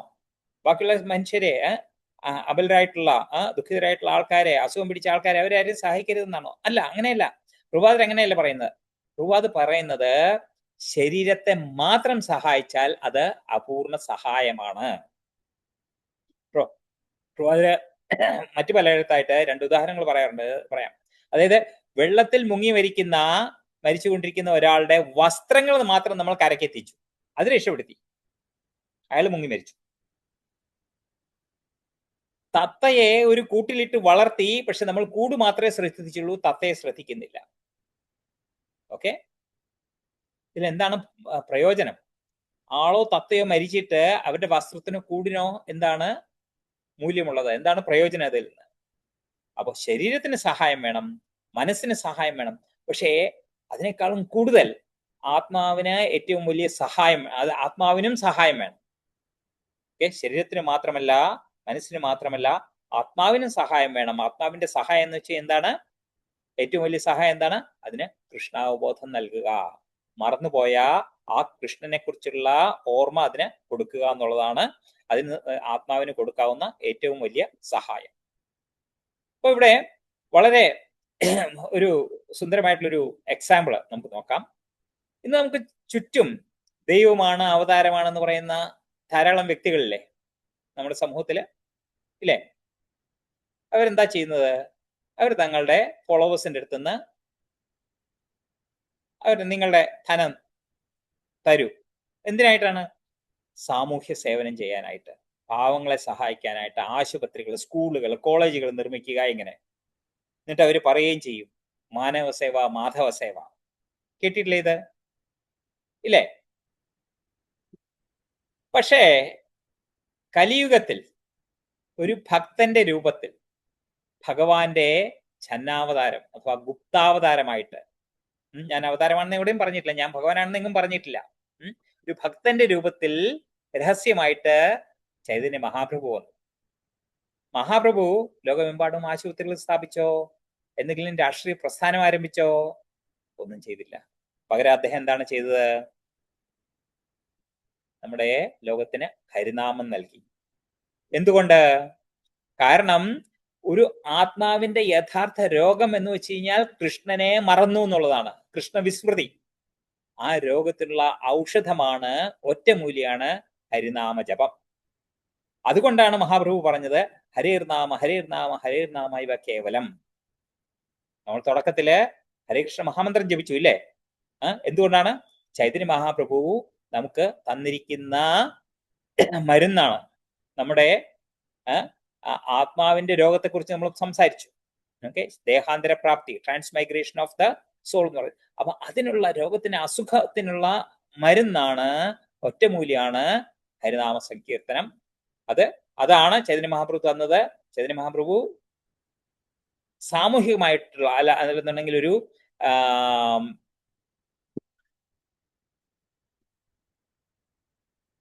സാമൂഹ്യ സേവനത്തിനായിട്ടല്ല, മറിച്ച് ആത്മീയമായിട്ട് ആത്മാവിനെ എങ്ങനെ ഉദ്ധരിക്കാം എന്നുള്ളതിനെ കുറിച്ചാണ് ചൈതന്യ മഹാപ്രഭു ചെയ്തത്. അദ്ദേഹം ഭഗവാന്റെ അവതാരം തന്നെയാകും കലിയുഗത്തിലെ. ഓക്കെ, അപ്പോ നമ്മളൊരു ഭക്തൻ എന്ന നിലയിൽ നമ്മളൊരു സന്തുലനം പാലിക്കേണ്ടതുണ്ട്. ഒരു ഭക്തൻ വിശക്കുന്ന ആൾക്ക് ഭക്ഷണം കൊടുക്കും, രോഗിയെ സഹായിക്കും, ഒരു ദുഃഖിതനെ ആശ്വസിപ്പിക്കും. പക്ഷേ അതോടൊപ്പം ഒരു കാര്യം കൂടി ചെയ്യും. എന്താണത്? കൃഷ്ണനെ അവർക്ക് പരിചയപ്പെടുത്തി കൊടുക്കും. കാര്യം, ശരീരത്തിന്റെ വിശപ്പ് എന്ന് പറയുന്നത് ഇന്നത്തെ ആണ്. അതടങ്ങിയാല് പിന്നെയും പിന്നെയും വീണ്ടും വരാം. പക്ഷെ ആത്മാവിന്റെ വിശപ്പ് എന്ന് പറയുന്നത് അതിന് തുടക്കമില്ല, അനാദികാലം മുതലുള്ളതാണ്. നമ്മൾ കേട്ടിട്ടുണ്ട് പരദുഃഖ ദുഃഖി, മറ്റുള്ളവരുടെ ദുഃഖത്തിൽ ദുഃഖിക്കുന്ന ആളാണ് പരദുഃഖ ദുഃഖി, ഭക്തൻ. ആ പരദുഃഖ ദുഃഖി എന്ന് പറയുന്നത് കേവലം ഭൗതികം മാത്രമല്ല, അത് ആത്മീയം കൂടിയാണ്. ഒരാൾ ദുഃഖിക്കുന്ന ഒരാളുടെ ആ ദുഃഖത്തിന് ബാഹ്യമായിട്ടുള്ള ദുഃഖം മാത്രമല്ല നോക്കുന്നത്, അത് ആത്മാവാണെന്ന് മനസ്സിലാക്കി, ആത്മാവ് ആ ദേഹത്തിൽ കുടികൊള്ളുന്നു എന്ന് മനസ്സിലാക്കി ആ ആത്മാവിനും കൂടിയുള്ള സേവനം നമ്മൾ ചെയ്യേണ്ടതാണ്. നമ്മൾ ഓരോരുത്തരും ചിന്തിക്കണം, ഒരു ആത്മപരിശോധന നടത്തണം. ഞാൻ എൻ്റെ കുടുംബത്തെ കൃഷ്ണനോട് അടുപ്പിക്കുകയാണോ? എൻ്റെ ജോലിയെ കൃഷ്ണസേവയാക്കാൻ ശ്രമിക്കുന്നുണ്ടോ? എൻ്റെ സമ്പത്ത് കൃഷ്ണന് വേണ്ടി ഉപയോഗിക്കുന്നുണ്ടോ? എൻ്റെ കഴിവുകൾ സേവനത്തിനായിട്ട് ഏർപ്പെടുത്തുന്നുണ്ടോ? ഇങ്ങനെയുള്ള ചോദ്യങ്ങൾ നമ്മളെ ആത്മീയമായിട്ട് വളർത്തും. ഓക്കെ, അപ്പൊ ഇതുവരെ നമ്മൾ മനസ്സിലാക്കിയത് എന്തൊക്കെയാണെന്ന് ചോദിച്ചു കഴിഞ്ഞാൽ, ജീവൻ നിത്യനാണ്, അതുകൊണ്ടാണ് എല്ലാവർക്കും ജീവിക്കാൻ ആഗ്രഹം. പക്ഷെ കർമ്മബന്ധനം കാരണം വീണ്ടും വീണ്ടും ജന്മവും മരണവും സംഭവിക്കുന്നു. മനുഷ്യജന്മം ഈ ബന്ധനത്തിൽ നിന്ന് മോചിതനാകാനുള്ള സുവർണ അവസരമാണ്, അപൂർവ അവസരമാണ്. അപ്പൊ അവിടെ കർമ്മം ഉപേക്ഷിക്കുകയല്ല പരിഹാരം, മറിച്ച് ആ കർമ്മത്തെ കൃഷ്ണനുമായി ബന്ധിപ്പിക്കുകയാണ് ശരിയായിട്ടുള്ള പരിഹാരം. അപ്പൊ ഇവിടെ ശ്രീപ്രഭാതര് ഭാവാർത്ഥത്തിന്റെ അവസാനത്തിൽ നമുക്കൊരു വളരെ പ്രത്യാശ നൽകുന്ന ഒരു ഭഗവത്ഗീതാ ശ്ലോകം ഓർമ്മിപ്പിക്കുന്നുണ്ട്. സ്വൽപമപ്യസ്യ ധർമ്മസ്യ. ഭഗവത്ഗീത 2:40 ഭഗവാൻ പറയുന്നതാണത്. നേഹാഭിക്രമനാശോസ്തി പ്രത്യവായോന വിദ്യത്തെ സ്വൽപമപ്യസ്യ ധർമ്മസ്യ ത്രായതേ മഹതോ ഭയാത്. ശ്രീപ്രഭാതര് ഇതിനെ വളരെ മനോഹരമായിട്ടുള്ളൊരു എക്സ്പ്ലനേഷൻ ആണ് തരുന്നത്. ഈ ഭക്തിമാർഗത്തിൽ ചെയ്യുന്ന ഒരു ചെറിയ ആത്മാർത്ഥ ശ്രമം പോലും നമുക്കൊരിക്കലും നഷ്ടമാകുന്നില്ല. ഭൗതിക ജീവിതത്തിൽ നമുക്കറിയാം, ഒരു പരീക്ഷയിൽ ജയിക്കാനായില്ലെങ്കിൽ നമ്മൾ ആദ്യം മുതൽ വീണ്ടും പഠിക്കാൻ തുടങ്ങണം, കോഴ്സ് വീണ്ടും റിപ്പീറ്റ് ചെയ്യണം. ഒരു ബിസിനസ് പൊളിഞ്ഞു കഴിഞ്ഞാൽ വീണ്ടും ആദ്യം മുതൽ സ്റ്റാർട്ട് ചെയ്യണം. പക്ഷെ ആത്മീയ ജീവിതത്തിൽ അങ്ങനെയല്ല. ഭഗവാന് വേണ്ടി ചെയ്യുന്ന ഒരു ചെറിയ സേവ പോലും അത് ശാശ്വതമാണ്, അത് ആത്മാവിനോടൊപ്പം തുടരുന്നു. ഈ ജന്മത്തിൽ നമുക്ക് 100% നേടാൻ കഴിഞ്ഞില്ലെന്നിരിക്കട്ടെ, 90 അല്ലെങ്കിൽ 50 അല്ലെങ്കിൽ 10% പുരോഗതിയെ നമ്മൾ ആത്മീയ പുരോഗതിയെ നമ്മൾ നേടിയുള്ളൂ. പക്ഷേ അടുത്ത തവണ എന്ന് വെച്ച് കഴിഞ്ഞാൽ നമുക്ക് അതിന്റെ ബാക്കിക്ക് വേണ്ടി പ്രയത്നിച്ചാൽ മതി. അവിടെ നിന്ന് തുടങ്ങിയ, എവിടെ നമ്മൾ എത്തിയോ അവിടെ നിന്ന് തുടങ്ങിയാൽ മതിയാവും. ഇത് എത്ര വലിയ ആശ്വാസമാണെന്ന് ആലോചിക്കൂ. ഭൗതിക വിദ്യാഭ്യാസമായിട്ട് താരതമ്യം ചെയ്ത് നോക്കൂ. കഴിഞ്ഞ ജന്മത്തിൽ PhD കിട്ടിയ ഒരാള് ഈ ജന്മത്തിൽ PhD കഴിഞ്ഞിട്ടുള്ളതാണോ പഠിക്കേണ്ടത്, അതോ LKG മുതൽ പഠിക്കണം? ഇല്ലേ, LKG മുതൽ പഠിക്കണം, വേറെ നിവൃത്തിയൊന്നുമില്ല. വീണ്ടും പഠിച്ച് PhD വരെ നേടിയിട്ട് വരും. ഓക്കെ, അപ്പോ ആത്മീയ നേട്ടവും ഭൗതിക നേട്ടവും തമ്മിലുള്ള വ്യത്യാസം എന്താണെന്ന് വെച്ച് കഴിഞ്ഞാൽ, മരണം എന്ന് പറയുന്നത് ഭൗതികമായിട്ടുള്ള നേട്ടങ്ങളെല്ലാം തന്നെ അവസാനിപ്പിക്കുന്നു. പക്ഷെ ആത്മീയ നേട്ടങ്ങളെ മരണത്തിനൊന്നും ചെയ്യാനായിട്ട് സാധിക്കില്ല. ചില പ്രവാചകർ പറയുന്നു, ഒരു വ്യക്തി ആത്മാർത്ഥമായിട്ട് ഭക്തിമാർഗത്തിൽ മുമ്പോട്ട് പോകാൻ ശ്രമിച്ചു, പക്ഷെ ഈ ജന്മത്തിൽ പൂർണ്ണതയിലെത്തിയില്ല, എന്ത് സംഭവിക്കും? അയാളുടെ ശ്രമം വെറുതെ ആകില്ല തന്നെ. ഭഗവാൻ കൃഷ്ണൻ അവന് വീണ്ടും അനുകൂലമായ ഒരു മനുഷ്യ ജന്മം നൽകും. അതുകൊണ്ടാണ് അവിടെ പറഞ്ഞിരിക്കുന്നത്, എന്താണ്? നേഹാഭിക്രമനാശോസ്തി പ്രത്യവായോന വിദ്യത്തെ സ്വൽപമപ്യസ്യ ധർമ്മസ്യ ത്രായതേ മഹതോ ഭയാത്. എന്താണ് ഈ ത്രായതേ മഹതോ ഭയാത്? നമുക്ക് ഏറ്റവും വലിയ ഭയം എന്താണെന്ന് വെച്ച് കഴിഞ്ഞാൽ, മനുഷ്യ ശരീരം കിട്ടി, നമ്മളിത് ശരിയായിട്ട് ഉപയോഗിച്ചില്ല, എന്നിട്ട് ഈ മനുഷ്യ ശരീരം വിട്ടിട്ട് താഴെക്കിടയുള്ള ഒരു ശരീരം വീണ്ടും കിട്ടിക്കഴിഞ്ഞാൽ അതാണ് ഏറ്റവും വലിയ പേടി എന്ന് പറയുന്നത്. മരണമല്ല പേടി. ഓക്കെ, മരണത്തെക്കാളും കൂടുതലുള്ള പേടി മരണം കഴിഞ്ഞിട്ട് നമുക്ക് കിട്ടുന്ന ശരീരം മനുഷ്യ ശരീരമല്ല, താഴെക്കിടയുള്ള ഒരു ശരീരമാണ്. അപ്പോ ഇവിടെ മനുഷ്യജന്മം, അനുകൂലമായ മനുഷ്യജന്മം എന്ന് വെച്ച് കഴിഞ്ഞാൽ നമ്മുടെ ഈ പ്രവൃത്തി എന്ന് പറയുന്നത് കൂടുതൽ മുമ്പോട്ട് കൊണ്ടുപോകാനുള്ള അനുകൂലമായിട്ടുള്ള സാഹചര്യമുള്ള ഒരു ജന്മം കിട്ടും. ഓക്കെ, ശ്രേഷ്ഠമായിട്ടുള്ള ഒരു കുടുംബത്തിൽ, അല്ലെന്നുണ്ടെങ്കിൽ ധനികമായിട്ടുള്ള കുടുംബത്തിൽ, ശ്രേഷ്ഠമായിട്ടുള്ള അരിസ്റ്റോക്രാറ്റിക് ബ്രാഹ്മണിക്കൽ ഫാമിലി എന്ന് പറയുമ്പോഴത്തേക്കും അവർക്ക് ആൾറെഡി അവിടെ ഭഗവാന്റെ സേവ എന്നൊക്കെ പറയുന്നത് ആൾറെഡി എസ്റ്റാബ്ലിഷ്ഡ് ആണ്. അതുകൊണ്ട് അവിടുന്ന് അവർ ട്രെയിനിങ് ആദ്യമേ മുതലേ കൊടുത്തു തുടങ്ങും. ഒരു ധനികനായ ബിസിനസ്സുകാരന്റെ കുടുംബത്തിലാണ് ജനിക്കുന്നതെങ്കിൽ അദ്ദേഹത്തിന് ജീവൻ നിലനിർത്താനായിട്ട് ഒന്നും തന്നെ പ്രയത്നിക്കേണ്ടതില്ല, ആൾറെഡി സമ്പത്തുണ്ട് അവിടെ. അപ്പം കൂടുതൽ സമയം ഭഗവത് സേവനത്തിനായിട്ട് ഏർപ്പെടാനായിട്ട് സാധിക്കും. അപ്പൊ അതാണ് അനുകൂലം എന്ന് പറയുന്നത്. അതുകൊണ്ട് ഭഗവാൻ 6-ാം അധ്യായത്തില് പറയുന്നുണ്ട്, യോഗഭ്രഷ്ടൻ ഒരിക്കലും നശിച്ചു പോകുന്നില്ല, ഭഗവാന്റെ കരുണ ഒരിക്കലും വെറുതെ ആകുന്നില്ല. ഓക്കെ, അപ്പം പ്രഭുപാദര് തന്റെ പ്രഭാഷണത്തില് വളരെ രസകരമായിട്ടുള്ള ഒരു കാര്യം പറയുന്നുണ്ട്. ഭഗവത്ഗീതയിലെ ഒരു ശ്ലോകം, ഏതാണ്? 3-ാം അധ്യായത്തിലെ 27-ാമത്തെ ശ്ലോകം. പ്രകൃതേഹേ ക്രിയമാണാനി ഗുണൈ കർമാണി സർവശഃ അഹങ്കാര വിമൂഢാത്മാ കർത്താഹ്യം ഇതി മന്യതേ. നമ്മൾ എന്താണ് ചിന്തിക്കുന്നത്? ഞാനാണ് എല്ലാം ചെയ്യുന്നത്, എന്റെ ബുദ്ധിയാണ്, എന്റെ കഴിവാണ്, എന്റെ പരിശ്രമമാണ്. പക്ഷെ ഭഗവാൻ പറയുന്നു, ഇല്ലില്ല, അത് നിന്റെ അഹങ്കാരത്തോടു കൂടിയാണ് നിങ്ങൾ പറയുന്നത്, നീ അതല്ല. പക്ഷേ എന്താണ് പിന്നെ പ്രവർത്തിക്കുന്നത്? പ്രകൃതിയുടെ 3 ഗുണങ്ങളാണ് പ്രവർത്തിക്കുന്നത്. നമ്മള് ആരും തന്നെ സ്വതന്ത്ര കർത്താക്കളല്ല. ഇത് മനസ്സിലാക്കാനായിട്ട്, എക്സ്പ്ലെയിൻ ചെയ്യാനായിട്ട് പ്രഭുപാദര് വളരെ ഒരു നല്ല ഉദാഹരണം കൊടുക്കുന്നു. ഒരു രാജ്യത്ത് 2 വിഭാഗം ആൾക്കാരുണ്ട്. ഒന്ന് നിയമം പാലിക്കുന്ന നല്ല പൗരന്മാര്, രണ്ടാമത്തേത് നിയമം ലംഘിച്ച കുറ്റവാളികൾ. ഈ രണ്ടുപേരെയും സർക്കാർ നോക്കുന്നുണ്ടോ? നോക്കുന്നുണ്ട്. പക്ഷെ ഒരേപോലെയാണോ? അല്ല. ഒരു നല്ല പൗരനെ സർക്കാർ നേരിട്ട് സംരക്ഷിക്കുന്നു, കുറ്റവാളിയെ സർക്കാർ ജയിലിലൂടെ നിയന്ത്രിക്കുന്നു. രണ്ടുപേരും സർക്കാരിന്റെ കീഴിലാണ്. പക്ഷെ അവരുടെ അനുഭവം എന്ന് പറയുന്നത് വ്യത്യസ്തമാണ്. പ്രഭുപാദര് പറയുന്നു, ഇതേപോലെയാണ് ഈ ലോകവും. കൃഷ്ണനെ മറന്ന് ജീവിക്കുന്നവര് മായയുടെ നിയന്ത്രണത്തിലാണ്. മായ എന്ന് വെച്ച് കഴിഞ്ഞാൽ ഭഗവാന്റെ ശക്തി തന്നെയാണ്, എനർജിയാണ്. മായ എങ്ങനെയാണ് പഠിപ്പിക്കുന്നത്? ചുട്ടടിയിലൂടെ, നഷ്ടങ്ങളിലൂടെ, രോഗത്തിലൂടെ, നിരാശയിലൂടെ. അപ്പൊ ഈ അനുഭവങ്ങളെ ശാസ്ത്രം താപത്രയം എന്ന് പറയുന്നു.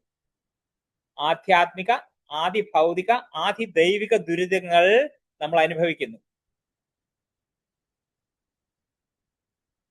നാം സ്വതന്ത്രരല്ല, നമ്മളല്ല ഈശ്വരൻ, നമ്മളല്ല കൺട്രോളർ, നമുക്ക് മുകളിൽ ഒരു നിയന്ത്രാതാവുണ്ട് എന്ന് മായ നമ്മളെ സദാ ഓർമ്മിപ്പിച്ചുകൊണ്ടേയിരിക്കുന്നു.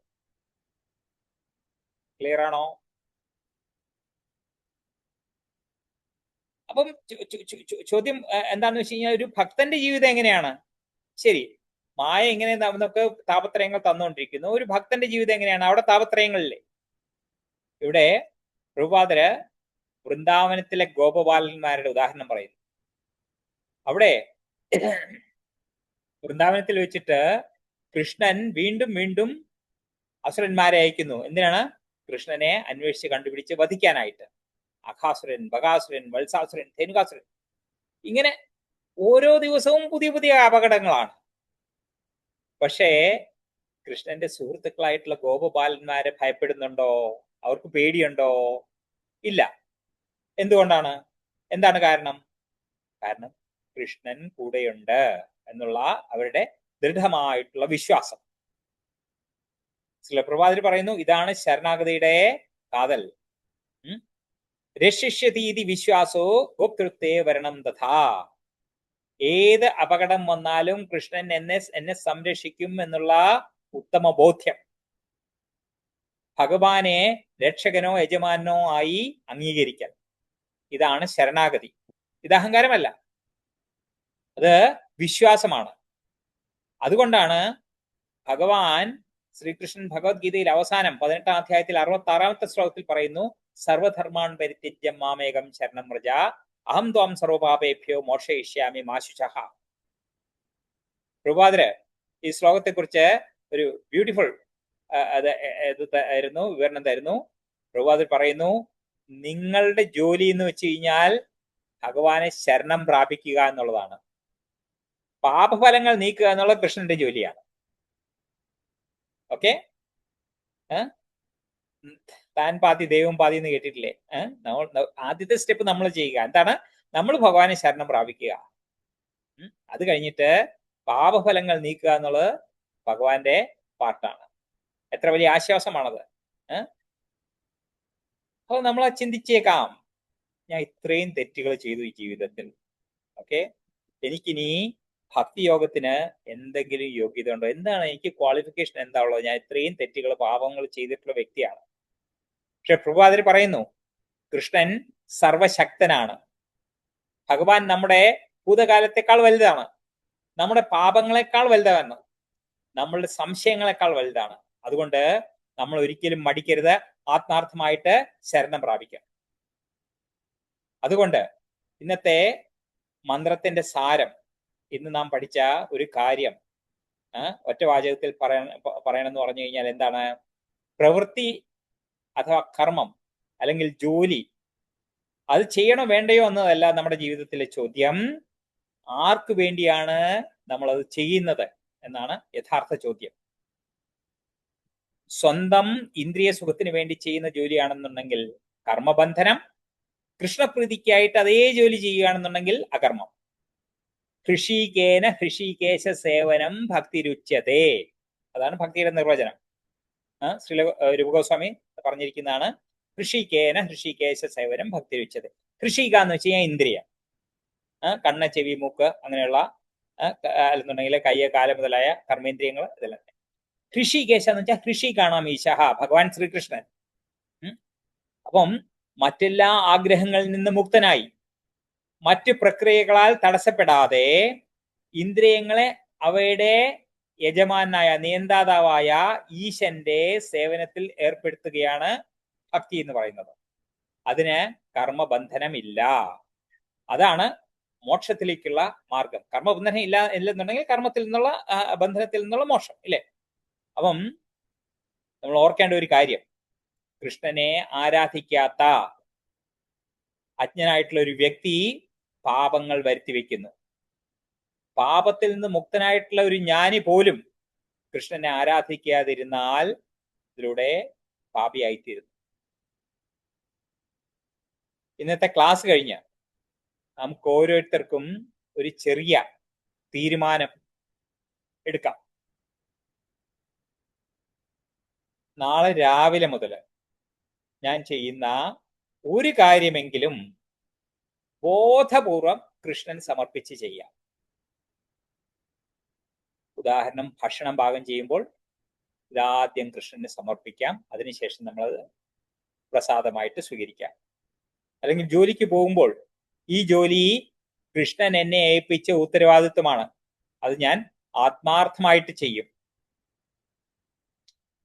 അതേപോലെ നമുക്ക് ശമ്പളം കിട്ടുമ്പോൾ അതിന്റെ ഒരു ചെറിയ ഭാഗം ഇത് കൃഷ്ണന്റെ ധനമാണ്, എന്നെ ഏൽപ്പിച്ചിരിക്കുകയാണ്, അതിന്റെ ഒരു ചെറിയ പങ്ക് ഞാൻ കൃഷ്ണ സേവനത്തിനായിട്ട് മാറ്റിവെക്കും. നമ്മൾ വീട്ടിൽ കുട്ടികളുടെ അടുത്ത് സംസാരിക്കുമ്പോൾ ഒരു പ്രാവശ്യമെങ്കിലും അവർക്ക് കൃഷ്ണകഥ പറഞ്ഞു കൊടുക്കാം. ഇങ്ങനെ ചെറിയ ചെറിയ മാറ്റങ്ങൾ ആണ് ജീവിതത്തെ ആത്മീയമാക്കുന്നത്. അപ്പം ഈ മന്ത്രത്തിലൂടെ ശ്രീല പ്രഭുപാദര് നമ്മളെ പഠിപ്പിക്കുന്നത് വളരെ ലളിതമായിട്ടുള്ള ഒരു സത്യമാണ്. എന്താണത്? നമ്മുടെ ജീവിതം മാറ്റേണ്ടതില്ല, ജീവിതത്തിന്റെ കേന്ദ്രമാണ് മാറ്റേണ്ടത്. ആ കേന്ദ്രം ഞാൻ എന്നതിൽ നിന്ന് മാറി കൃഷ്ണൻ എന്നതിലേക്ക് മാറുമ്പോൾ, പ്രഭുപാദരുടെ വാക്കുകളിൽ തന്നെ പറഞ്ഞു കഴിഞ്ഞാൽ, dovetail your activities in Krishna consciousness. അതായത് നാം നമ്മുടെ പ്രവർത്തനങ്ങളെ കൃഷ്ണാവബോധവുമായി ഇണക്കി ചേർക്കുമ്പോൾ അതേ ജോലി, അതേ കുടുംബം, അതേ സമൂഹം, അതേ ജീവിതം കർമ്മബന്ധനത്തിൽ നിന്ന് മോക്ഷത്തിലേക്കുള്ള യാത്രയായിട്ട് മാറുന്നു. അതുകൊണ്ടാണ് ഈശോപനിഷത്ത് പറയുന്നത്, ഇന്നത്തെ ശ്ലോകത്തിൽ പറയുന്നത്, ഏവം ത്വയി നാന്യഥേതോസ്തി, ഇതല്ലാതെ മറ്റൊരു മാർഗവുമില്ല എന്ന്. Hare Krishna.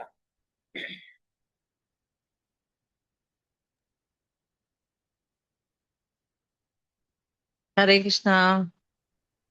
Thank you so much Prabhu. വളരെ നല്ല ക്ലാസ് ആയിരുന്നു. നല്ല അർത്ഥവത്തായിട്ട് പ്രഭു ക്ലാസ് എടുത്തു. ആർക്കെങ്കിലും ഡൗട്ട് ഉണ്ടെങ്കിൽ ചോദിക്കാം.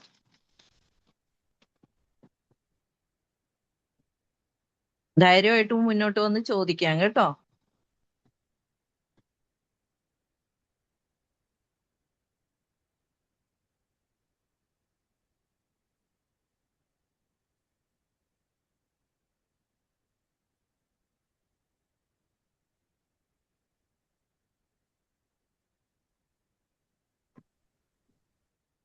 ചോദിക്കാൻ മടിയുണ്ടെങ്കിൽ ഇൻബോക്സിൽ ചോദിക്കാം കേട്ടോ. കമന്റിൽ ചോദിക്കാം.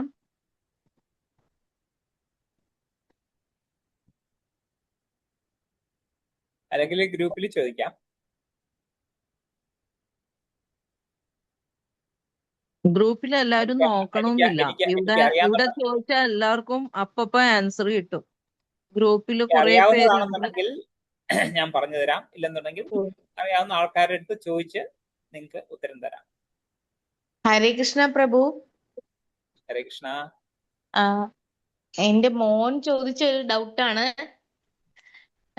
ഈ മിലിറ്ററി സർവീസ് പിന്നെ അങ്ങനെയുള്ള കാര്യങ്ങളൊക്കെ നമ്മൾ ചെയ്യില്ലേ, അപ്പൊ അത് സത്സേവനത്തില് പെടുന്നതാണോ? അത് എന്താ ഋഷികേശ് എന്ത് സേവനത്തിലാണ് മാതാജി? മിലിറ്ററി സർവീസിനൊക്കെ നമ്മൾ പോലെ ആർമി, ആംഡ് ഫോഴ്സ് ഒക്കെ. അപ്പൊ അത് സത്സേവനത്തില് വരുമോ? അത് എന്ത് സേവനാണ് മാതാജി? സത്തോ? നമ്മൾ സാലറി ആയിട്ട് ഏൺ ചെയ്യല്ലേ. അപ്പൊ അത് ഏത് ജോലിയാണെന്നുണ്ടെങ്കിലും സാലറി ആയിട്ട് ചെയ്യുന്നത്. അതാണ് നമ്മൾ പറഞ്ഞല്ലോ, അധ്യാപകരായിട്ടോ ഡോക്ടേഴ്സ് ആയിട്ടോ എഞ്ചിനീയേഴ്സ് ആയിട്ടോ ബിസിനസ്മെൻ ആയിട്ടോ എല്ലാം തന്നെ നമ്മൾ ഒരു പ്രവൃത്തി നോക്കൂ. പുരുഷാർത്ഥത്തിൽ 4 കാര്യങ്ങളാണ് പറയുന്നത് അല്ലേ? ധർമ്മം, അർത്ഥം, കാമം, മോക്ഷം. ധർമ്മം എന്ന് പറയുന്നത് എക്കണോമിക് ആക്ടിവിറ്റി. അത് എന്തിനാണ് ചെയ്യുന്നത്? നമുക്ക് ജീവിക്കാനായിട്ട് നമ്മൾ ആർജിക്കണം. ഓക്കെ, ജീവിതോപാധിയായിട്ട്. പക്ഷെ അതിന് നിയന്ത്രണങ്ങളുണ്ട്. നമുക്ക് എന്ത് വേണമെന്നുള്ളതെങ്കിലും ചെയ്യാൻ പറ്റില്ല. നമുക്ക് വേദങ്ങൾ പറയുന്നത് അനുസരിച്ചിട്ട് നമ്മൾ ചെയ്യണം. ശാസ്ത്രങ്ങൾ പറയുന്നത് അനുസരിച്ചിട്ട് ചെയ്യണം. അതിലെ നിബന്ധനകൾക്ക് അനുസരിച്ചിട്ട് ചെയ്യണം. ഓക്കെ, ധർമ്മത്തിന് വിരുദ്ധമായിട്ട് ചെയ്യാൻ പാടില്ല. നമ്മൾ പറഞ്ഞു വികർമ്മങ്ങൾ എന്നൊക്കെ പറഞ്ഞു ഇല്ലേ? വികർമ്മങ്ങളായിട്ടുള്ള പ്രവൃത്തികൾ ചെയ്യാൻ പാടില്ല. ഇപ്പൊ നോക്കൂ, പേപ്പർ എടുത്ത് നോക്കിക്കഴിഞ്ഞാല് എല്ലാവരും തന്നെ ലഹരി വിറ്റിട്ട് ധാരാളം പൈസ ഉണ്ടാക്കുന്നുണ്ട്. അപ്പൊ അത് ശരിയാണോ? അല്ല, അത് ശരിയല്ല. അത് ഫണ്ടമെന്റൽ ആയിട്ടുള്ള ഒരു ഇതാണ്.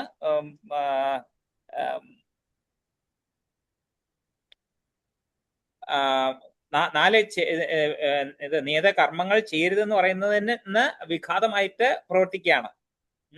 അതും മറ്റുള്ളവരെ പ്രേരിപ്പിക്കുകയാണ്, മറ്റുള്ളവരെ അതിലെ എൻഗേജ് ചെയ്യിക്കുകയാണ്. അത് തീർച്ചയായിട്ടും തെറ്റായിട്ടുള്ള പ്രവൃത്തിയാണ്. അതിൽ പൈസ കിട്ടുന്നുണ്ട്, പക്ഷെ അതല്ല നമ്മൾ ഉദ്ദേശിക്കുന്നത്. നമുക്ക് ധർമ്മം എന്ന് പറഞ്ഞു കഴിഞ്ഞാൽ നല്ല പ്രവൃത്തി ചെയ്യണം. പറയുന്ന ശാസ്ത്രങ്ങൾ പറയുന്ന അനുസരിച്ചിട്ട് പ്രവൃത്തി ചെയ്യണം.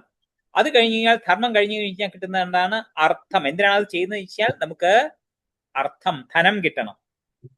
ഓക്കെ, ധനം കിട്ടിക്കഴിഞ്ഞാൽ ആ ധനം കൊണ്ട് നമ്മൾ എന്ത് ചെയ്യും എന്ന് ചോദിച്ചു കഴിഞ്ഞാൽ അത് അവിടെയാണ് കാമം വരുന്നത്. അതായത് നമുക്കുള്ള പല വിധത്തിലുള്ള ആഗ്രഹങ്ങൾ സാധിക്കാനായിട്ട് അത് വിനിയോഗിക്കും. അപ്പം ധർമ്മത്തിൽ നിന്നും അർത്ഥം കിട്ടി, അർത്ഥത്തിൽ നിന്ന് കാമം കിട്ടി, ആഗ്രഹപൂർത്തി കിട്ടി. അത് കഴിയുമ്പോഴത്തേക്കും വീണ്ടും ആഗ്രഹങ്ങളെ വീണ്ടും അതിന്റെ ആഗ്രഹപൂർത്തി ഇങ്ങനെ വന്ന് കുറച്ച് കഴിയുമ്പോഴത്തേക്കും നമുക്കൊരു ചിന്ത വരും. എന്താണ് ഈ ചെയ്യുന്നതിന്റെ എന്താണ്? ഫ്യൂട്ടിലിറ്റി. എനിക്ക് ഇതിൽ നിന്ന് രക്ഷപ്പെടണം. ഞാൻ എന്ത് ചെയ്തു കഴിഞ്ഞാലും വീണ്ടും വീണ്ടും ഈ ഒരു കാര്യം നമ്മൾ മനസ്സിലാക്കി, ജനന മരണ ചക്രം എന്ന് മനസ്സിലാക്കി. അതിൽ നമ്മൾ വീണ്ടും ഇതിൽ പെടുവാണെന്നുണ്ടെന്നുണ്ടെങ്കിൽ ഇതിൽ നിന്ന് രക്ഷപ്പെടാനായിട്ട് എന്താണ് മാർഗം? അപ്പോഴാണ് നമ്മൾ മോക്ഷത്തെ കുറിച്ച് ചിന്തിക്കുന്നത്. അപ്പൊ നമ്മുടെ ജീവിതത്തിൽ യഥാർത്ഥത്തിൽ ചെയ്യേണ്ടത് ധർമ്മം, ശരിയായിട്ടുള്ള പ്രവൃത്തി എന്താണെന്ന് മനസ്സിലാക്കുക, മോക്ഷത്തെ കുറിച്ച്. എന്നിട്ട് ഇവിടെയുള്ള ജീവിതത്തിന്റെ ഈ ഭൗതിക ലോകത്തിലുള്ള ബന്ധനത്തെ കുറിച്ച് മനസ്സിലാക്കി അതിൽ നിന്ന് രക്ഷപ്പെടാനായിട്ടുള്ള മാർഗം മോക്ഷത്തിനായിട്ട് ശ്രമിക്കുക. ഈ 2 കാര്യങ്ങളാണ് പ്രധാനം. പക്ഷെ ആൾക്കാർ എന്ത് ചെയ്യുന്നു? ഇത് രണ്ടും വിട്ടിട്ട് അർത്ഥം, കാമം, ഇതിന്റെ ഈ 2 എണ്ണത്തിൽ കൂടുതൽ ഫോക്കസ് കൊടുക്കുന്നു. ഓക്കെ, അപ്പം ഓക്കെ ഏത് പ്രവൃത്തിയാണെന്നുണ്ടെങ്കിലും നമ്മള് രാഷ്ട്രത്തെ സംരക്ഷിക്കുക എന്നുള്ള ഒരു ജോലി തീർച്ചയായിട്ടും അത് അറ്റ്ലീസ്റ്റ് സാമൂഹികമായിട്ട് നോക്കിക്കഴിഞ്ഞാൽ ഒരു നല്ല കാര്യമാണ് രാഷ്ട്രത്തെ സംരക്ഷിക്കുക എന്നുള്ളത്. കൃഷ്ണനും ഉണ്ടായിരുന്ന ഒരു സേന ഇല്ലേ, നാരായണ സേന എന്ന് പറയുന്ന ഒരു പവർഫുൾ ഇല്ലേ, അവിടെ സേനാനികൾ ഉണ്ടായിരുന്നു. അപ്പം അത് തെറ്റല്ല. പക്ഷേ പ്രഭുപാദരെ വളരെ വ്യക്തമായിട്ട് പറയുന്നു, ഏത് കാര്യം ചെയ്യുകയാണെന്നുണ്ടെങ്കിലും അത് ഏത് അവബോധത്തിൽ ചെയ്യണം എന്ന് പറഞ്ഞു കഴിഞ്ഞാൽ ഈശാവാസ്യ ബോധത്തിൽ നമ്മൾ ചെയ്യണം. ഓക്കെ, ആ രീതിയിൽ ഇത് ഞാൻ ചെയ്യുന്നത് ഭഗവാന്റെ സേവയ്ക്കാണ് എന്ന് ആ അവബോധത്തിൽ ചെയ്തു കഴിഞ്ഞാൽ ഏത് പ്രവൃത്തിയാണെന്നുണ്ടെങ്കിലും ഒക്കെയാണ്, ധർമ്മത്തിനനുസരിച്ചിട്ടുള്ളതാണെങ്കിൽ. ഒരു കള്ളം പോയി പറയാണ്, ഞാൻ മോഷ്ടിച്ചു കൃഷ്ണ, ഇതാ ഇത് നിനക്ക് വേണ്ടിയാണ് ഞാൻ ചെയ്യുന്നത് പറഞ്ഞാൽ കൃഷ്ണൻ അക്സെപ്റ്റ് ചെയ്യില്ല. കാരണം അത് ധർമ്മത്തിന് വിരുദ്ധമായിട്ടുള്ള കാര്യമാണ്. അത് ഭഗവാൻ ചെയ്തു കഴിഞ്ഞാൽ ഭഗവാൻ ഇഷ്ടപ്പെട്ടില്ല. ബാക്കി ഏത് കാര്യമാണെന്നുണ്ടെന്നുണ്ടെങ്കിലും നമ്മള് കൃഷ്ണാർപ്പണമായിട്ട് ചെയ്യുകയാണെന്നുണ്ടെങ്കിൽ അത് തീർച്ചയായിട്ടും നല്ലത് തന്നെയാണ്. ഈ ഇറാഖ് യുദ്ധത്തിന്റെ സമയത്ത് ഒരു അമേരിക്കൻ സൈനികൻ നമ്മുടെ സത്സംഗത്തിൽ വന്നിരുന്നു. അദ്ദേഹം തികഞ്ഞ ഒരു ഭക്തനാണ്. 4 റെഗുലേറ്റീവ് പ്രിൻസിപ്പിൾസും ഫോളോ ചെയ്യുന്ന ആളാണ്. ഒന്ന് ആലോചിച്ച് നോക്കൂ, ഈ യുദ്ധഭൂമിയിൽ വെച്ചിട്ട് അവർക്ക് എന്താണ് ആഹാരം കിട്ടുക? ടിൻഡ് ഫുഡാണ് കിട്ടുന്നത്. ടിൻഡ് ഫുഡ് എന്തായിരിക്കും? ടിൻഡ് മീറ്റ് ഒക്കെ ആയിരിക്കും കിട്ടുന്നത്. ഇദ്ദേഹം അതൊന്നും കഴിക്കില്ല. അപ്പൊ അത്രയും റെസ്ട്രിക്ഷൻ ഉണ്ട്. ഓക്കെ, എന്നിട്ട് യുദ്ധത്തിന്റെ സമയത്ത് ഒരു ചെറിയ ബ്രേക്ക്, വെടിവെപ്പൊന്നും ഇല്ലാത്ത ആ ഫ്രീ ആയിട്ടുള്ള കുറച്ച് സമയം കിട്ടുമാകുമ്പോഴത്തേക്ക് ഇദ്ദേഹം എന്ത് ചെയ്യുന്ന വെച്ചാൽ ചാണ്ട് ചെയ്യും, ഭഗവത്ഗീത വായിക്കും, ഭഗവത്ഗീത ബാക്കിയുള്ളവർക്ക് പറഞ്ഞു കൊടുക്കും. ഓക്കെ, അപ്പൊ അവിടെയും ഭഗവാനെ സ്മരിക്കാനും ഭഗവാനെ കുറിച്ച് ബാക്കിയുള്ളവർക്ക് ഓർമ്മിപ്പിക്കാനും അദ്ദേഹത്തിന് കഴിയുന്നു. ജോലി എന്താണ്? പട്ടാളം, സൈനികൻ. അപ്പൊ നമുക്ക് ഏത് അവസ്ഥയിലാണെന്നുണ്ടെങ്കിലും ഭഗവാനെ സ്മരിക്കാനായിട്ട് സാധിക്കും, ഭഗവാനെ കുറിച്ച് ബാക്കിയുള്ളവർക്ക് പറഞ്ഞു കൊടുക്കാനും സാധിക്കും. അത് ചെയ്തു കഴിഞ്ഞാൽ പിന്നെ അവിടെ എന്ത് കർമ്മ ഫലമാണുള്ളത്, എന്ത് കർമ്മബന്ധനമാണുള്ളത്? ക്ലിയർ ആണോ മാതാജി? ഓക്കെ ആണോ ആൻസർ? ഓക്കെ ആണ് പ്രഭു. Thank you Prabhu. Hare Krishna. Hare Krishna.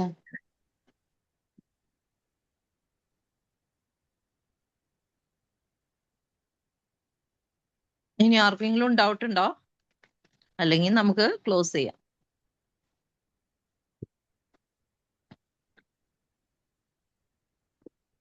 Thank U. Hare Krishna. So ഇന്നത്തെ ശ്ലോകം 2, അതിന്റെ ചുരുക്കം എന്ന് വെച്ചാല് ജീവൻ നിത്യനാണ്, പിന്നെ മനുഷ്യജന്മം അപൂർവമാണ്, അപ്പോ അവസരം പാഴാക്കരുത്, പിന്നെ കർമ്മം ഉപേക്ഷിക്കേണ്ടതല്ല, കൃഷ്ണനുമായി ബന്ധിപ്പിക്കുക. നേഹാഭിക്രമനാശോസ്തി പ്രത്യവായോ ന വിദ്യത്തെ സ്വൽപ്പം അപ്യസ്യ ധർമ്മസ്യ ത്രായതോ മാതേ ഭയ. ആ ഒരു നല്ലൊരു ശ്ലോകമാണ്. അപ്പൊ എല്ലാവരും ഇത് ഫോളോ ചെയ്യുക. ഇനി അടുത്ത ക്ലാസ്സിലും ഇതുപോലെ എല്ലാവരും അറ്റൻഡ് ചെയ്യുക. ഇപ്പോ നമുക്ക് ക്ലോസിംഗ് പ്രേയേഴ്സിലേക്ക് പോകാം. നമസ്തേ നരസിംഹായ പ്രഹ്ലാദലാദദായിനേ ഹിരണ്യകശിപൂർവക്ഷഃ ശിലതംകാനകാലയേ യതോ നൃസിംഹോ പരതോ നൃസിംഹോ യതോ യതോ യാമി തതോ നൃസിംഹോ ബഹിർനൃസിംഹോ ഹൃദയേ നൃസിംഹോ നരസിംഹമതിം ശരണം പ്രപദ്യേ. തവ കരകമലവരേണകാ അത്ഭുത ശൃംഗാരം ദളിത ഹിരണ്യകശിപോ തണുഭൃംഗ കേശവധൃത നരഹരിരൂപം जय जगदीश हरे जय जगदीश हरे